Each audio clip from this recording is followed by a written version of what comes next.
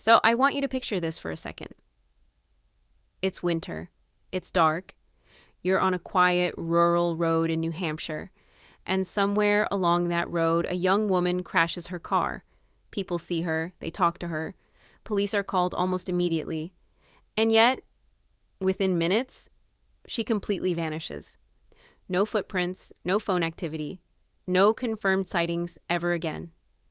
This is the disappearance of Maura Murray, and more than 20 years later, we still don't know what happened to her.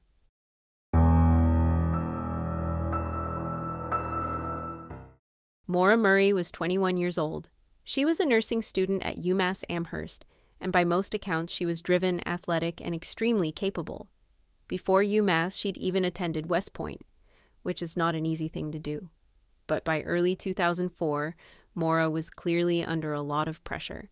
She had some legal trouble related to a credit card issue. A few days before she disappeared, she crashed her father's car after a party.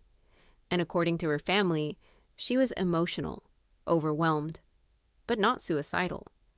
That distinction matters because a lot of theories hinge on how she was feeling mentally at the time.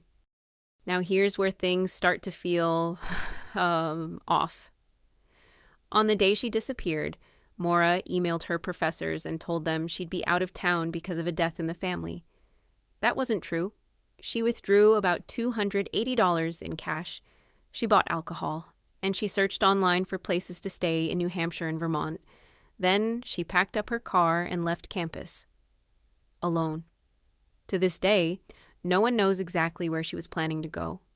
Some people think it was just a short break. Others think she was running from something, but what's clear is that she didn't tell anyone her plan.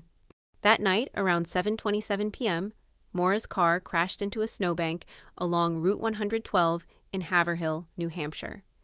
This is not a busy highway. It's dark, wooded, and extremely rural, especially in winter. And this is where we get our last confirmed sightings of Maura. A local bus driver named Butch Atwood came upon the crash and stopped to help. He talked to Maura for a few minutes. He said she looked shaken, but not injured. He offered to call the police, and she told him not to. She said she'd already called roadside assistance. But here's the thing. Phone records later showed she hadn't made that call. Atwood went home anyway and called police himself.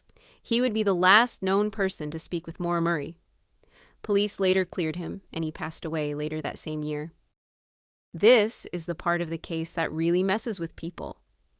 Police arrived roughly 7 to 15 minutes after that call, and Maura was already gone. No one saw her leave. There were no clear footprints in the snow leading into the woods. And when search dogs were brought in, they followed her scent down the road, and then it just stopped, right in the middle of the pavement, which strongly suggests she got into another vehicle. But whose vehicle? That's the question no one has ever been able to answer. Inside her car were her school books and personal items, an unopened bottle of alcohol. What was missing were the things you'd expect someone to take if they were leaving intentionally, or getting into someone else's car, her phone, her bank cards. But here's what's chilling. None of those things were ever used again. Her phone never connected to another tower. Her accounts were never touched. It's like she disappeared off the grid instantly. Authorities launched a massive search. They used dogs, helicopters, thermal imaging, ground teams. They searched the woods. They searched nearby areas repeatedly over the years, and they found nothing. No body, no clothing, no evidence she'd wandered off and died of exposure, which makes the lost in the woods theory really hard for some people to believe. That is, until last year, March 2025, when author James Renner talked about a possible suspect, a man called Stephen Baldwin. Stephen Baldwin is a former animal advocate who was recently convicted of animal cruelty, bribery, theft, and other charges. When his fingerprints were entered into AFIS, the National Database for Fingerprints, it matched evidence in the Maura Murray case. Reportedly, his fingerprints were found on a CD or CD case in Maura's car. But that's not all. Baldwin used to date Maura when they both attended West Point. He left within a week of Maura's withdrawal from the school. However, law enforcement has never publicly confirmed that Stephen Baldwin's fingerprints were officially matched to anything in Maura's car. They also haven't named him as a person of interest. And since there has been no formal confirmation, we're left in this uncomfortable gray area. If Baldwin did know Maura, when and how did they meet up again? Or was the CD handled by someone else before it ever entered the vehicle? So Baldwin remains exactly where this case leaves so many things. Inconclusive, but troubling. And that's really the theme of this entire case. Not answers, but fragments. Pieces that don't quite fit together, but also don't go away. Maura Murray is still officially listed as a missing person. Her family continues to push for answers. Law enforcement has never closed the case.